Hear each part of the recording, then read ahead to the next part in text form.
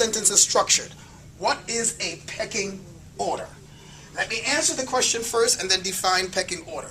The question was asked, who would use or who is reserved to use a gold cord?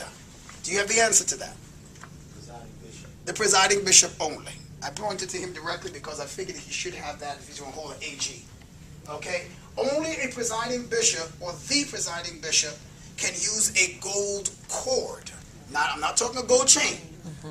Because there are other colored cords that bishops wear. Presiding bishops can wear the red and gold cord, and he wears the gold cord. Or a bishop, all bishops wear the green and gold cord.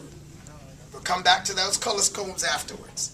Now, the reason I asked that about the gold cord is because it has to do with pecking order. Pecking order. What is a pecking order? A pecking order is a colloquial term that recognizes ranks. Can you spell that word? Ranks. Pecking, P-E-C-K-I-N-G. Pecking. And it represents ranks. If there is no pecking order, you have danger in the house. If there's no pecking order and there's no ranks, you will have danger.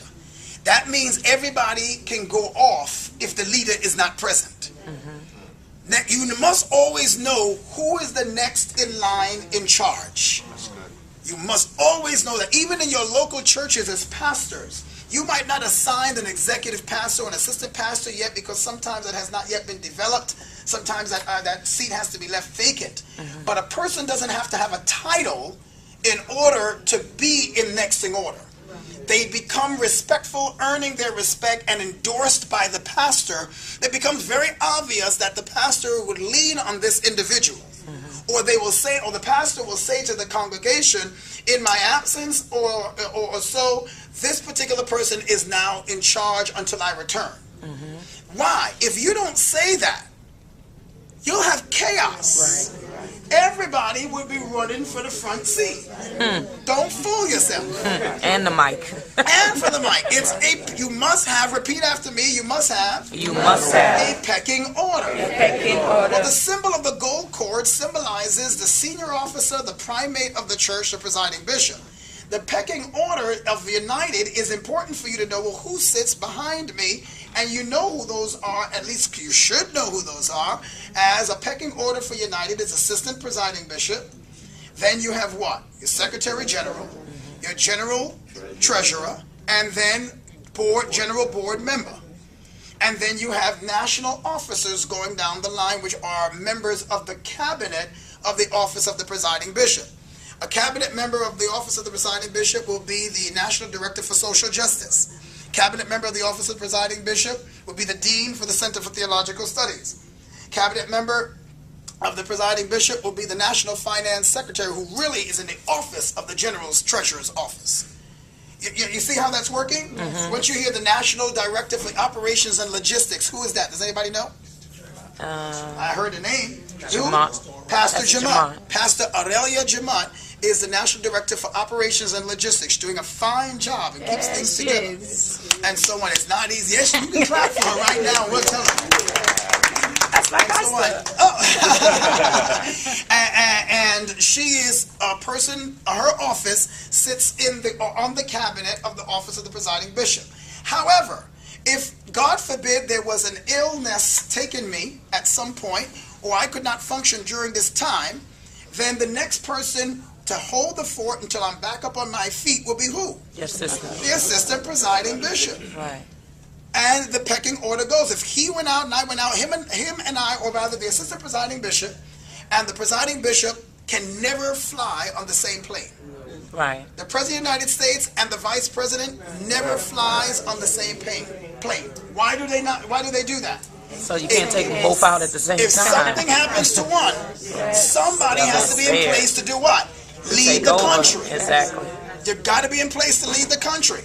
And they have lunch often, they talk, they periodically keep each other abreast. They're supposed to call each other, anything new, anything I need to know, anything this is something you should be aware of, to assure that you're always on the same page. The pecking order is the same for United Covenant Churches of Christ. The symbols that we use tells people who is next in line, who is next in charge. Even in our seating capacity on the pulpit, we are seated deliberately the way we are. When you see me seated for pecking order in the center chair, there are ways to do that. You often can be at the end because whoever is the leader wherever they sit. Right. It's not about the chair. Right. It's about the individual. That's right. So I tell folks all the time, I say, well, sit here because you're the presiding bishop. I can sit wherever I feel like. That's right. As a pastor of the church, I don't have to sit in any specific place. I can sit and understand this is the pastor. That's good. I don't need a t-shirt saying I'm the pastor. No. Your pastorate comes by your presence. That's right. That's you got to have presence. It's just right. like a bishop.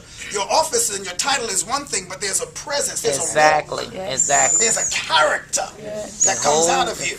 I'm trying to share and teach my other brothers and sisters in the kingdom in their office of rank. Stop getting excited about the rank. That's right. And represent the king. That's good. Yes. Talk to everybody. Yes.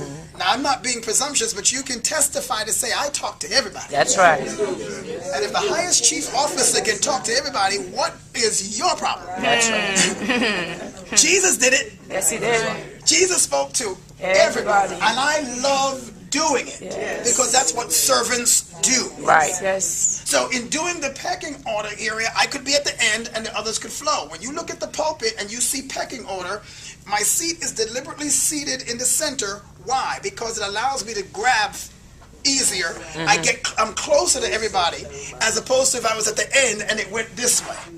So this now I can touch easier. If you notice many of the pictures of the Lord's Supper, you often see them depicting Christ in the center. Yes. It's so that he can embrace everybody much easier. Right. To my right is always seated whom? To the assistant. That's our Joe Biden. Always to the right. And to the left is who? Secretary General. Secretary General. To the right of the assistant presiding bishop is whom? Treasurer. General Treasurer. That's deliberate. Because the General Treasurer is always to my right also. Yes. I pull on him. I need not finance. That's right. We paying our bills. Everything in order. Do we need to go get another offering to meet this item? And to the left, all general board members as needed as we flow. Okay, that's very important for that I pecking didn't know order. if you wanted to mention the height of the chair being high. Sure, thank you. Because we can't do everything in these short courses. Yeah. But another piece about protocol is you see for pecking order, notice that the center chair is higher than the rest. That is deliberate. It's so that people who enter in automatically knows who the chief shepherd of the church is. That is the person that sits in that chair, is the person that is guiding the church at this season of life.